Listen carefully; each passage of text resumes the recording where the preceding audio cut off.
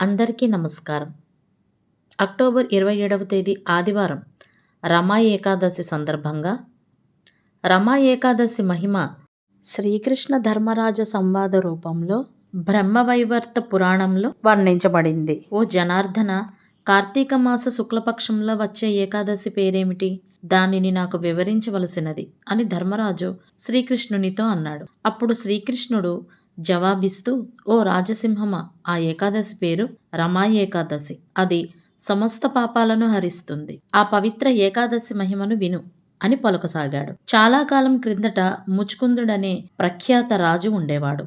అతడు స్వర్గరాజు, ఇంద్రునికి మంచి మిత్రుడు. యమరాజు, వరుణుడు, కుబేరుడు, విభీషణుడు వంటి మహోన్నతులతో కూడా అతనికి స్నేహం ఉండేది. సత్యసంధుడైన ఆ రాజు సదా విష్ణుభక్తిలో అనురక్తుడై ఉండేవాడు. అతడు తన రాజ్యాన్ని చక్కగా పాలించేవాడు. కొంతకాలానికి ముచుకుందునికి ఒక కుమార్తె కలిగింది. సర్వోత్తమ నది అయిన చంద్రభాగా పేరును ఆ అమ్మాయికి పెట్టారు. యుక్త వయస్సు రాగానే ఆమెకు చంద్రసేనుని తనయుడైన శోభనునితో వివాహం జరిగింది. ఒకసారి శోభనుడు ఏకాదశి రోజు తన మామగారి ఇంటికి వచ్చాడు. అది చూసిన చంద్రభాగ కలవరపడినదై తనలో తాను, ఓ దేవా, ఇప్పుడేమి చేయాలి? నా భర్త దుర్బలుడు, ఆకలిని తట్టుకోలేడు. నా తండ్రి మరీ కఠినుడు.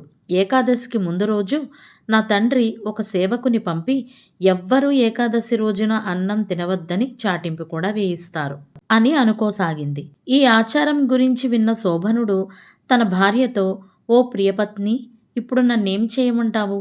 నా ప్రాణం రక్షింపబడడానికి, అలాగే రాజాజ్ఞ ఉల్లంఘించకుండా ఉండడానికి ఏం చేయాలో చెప్పు అని అన్నాడు. అప్పుడు చంద్రభాగ తన భర్తతో, స్వామి, మనుషుల మాట అటుంచండి. నా తండ్రి రాజ్యంలో ఏనుగులు, గుర్రాలు, ఇతర జంతువులకు కూడా ఈరోజు ఆహారం ఉండదు. కనుక ప్రభు, ఇక మనుషులెట్టా తినగలుగుతారు? ఒకవేళ తప్పకుండా తినవలసియే ఉంటే మీరు మీ ఇంటికి వెళ్ళవలసి వస్తుంది. ఇది మీరు ఆలోచించి ఏదో ఒక నిర్ణయం తీసుకోండి. భార్య మాటలు విన్న శోభనుడు ఆమెతో, నీవు చెప్పింది అక్షరాల సత్యమే, కానీ నాకు ఈ ఏకాదశి వ్రతపాలన చేయాలని ఉంది. నాకు ఏది జరగవలసి ఉందో అది జరిగే తీరుతుంది కదా అని అన్నాడు. ఈ విధముగా ఆలోచించిన శోభనుడు పవిత్ర ఏకాదశి వ్రతపాలనకు సిద్ధమయ్యాడు. కాని అతడు ఆకలి దప్పికలతో నీరసించిపోయాడు. ఇంతలో సూర్యాస్తమయం అయింది. వైష్ణవులు, పుణ్యాత్ములు అందరూ ప్రసన్నులయ్యారు. ఓ రాజసింహమా, ఆ రాత్రి వారంతా సంకీర్తన, అర్చనలతో గడిపివేశారు. కానీ ఆ రేయి గడపడం శోభనునికి అసాధ్యమైంది. సూర్యోదయం లోపలే అతడు దేహం చాలించాడు.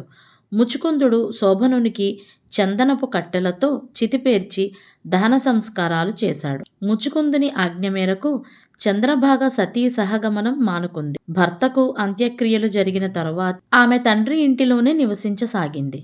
రాజా, అంతలో రమా ఏకాదశి వ్రతపాలన ప్రభావంగా శోభనుడు దేవపురం అనే రాజ్యానికి రాజుగా జన్మించాడు.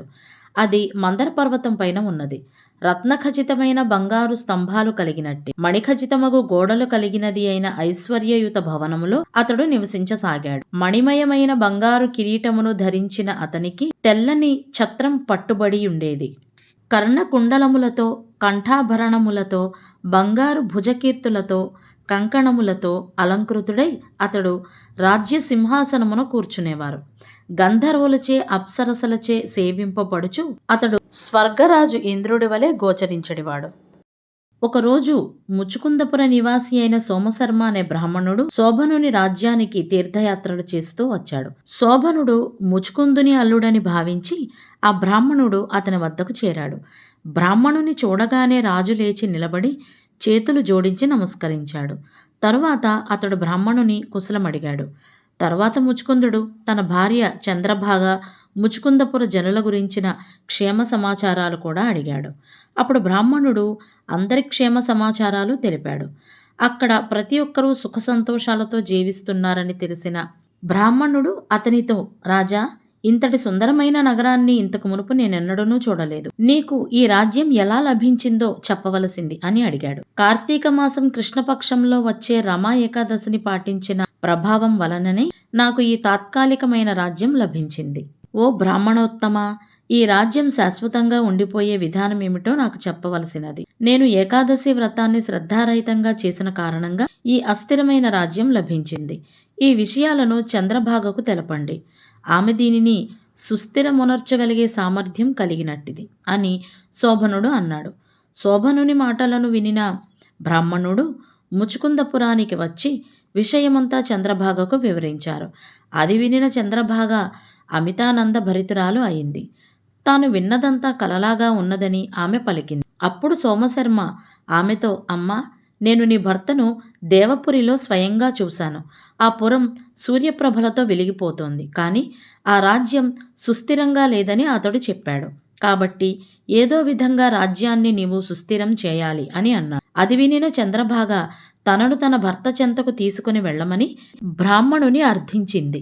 తన పుణ్య పరిపాలనతో ఆ రాజ్యాన్ని తాను సుస్థిరం చేయగలనని ఆమె చెప్పింది. భార్యాభర్తలైన తాము కలుసుకునే ఏర్పాట్లు చేయమని, ఆ విధముగా భార్యాభర్తలు కలిసేందుకు సహాయపడితే పుణ్యం కలుగుతుందని ఆమె బ్రాహ్మణునితో అన్నది.